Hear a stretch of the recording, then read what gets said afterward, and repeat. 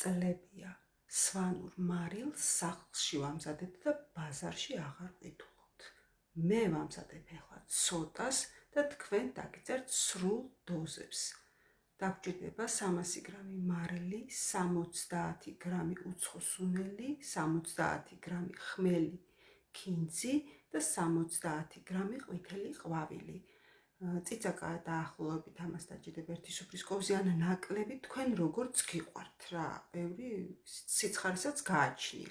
100 გრამი ნიური, ეს ყველაფერი კარგად უნდა აურიოთ ხელით 15 წუთის განმავლობაში და ბოლოს მე დავამატე ჩაის კოვზის წვერით კვლიავი და ასევე ცოტა კოვზის წვერით დაბქული ცერეცო. გადაურე ყველაფერი და მოვათავსე ქილებში.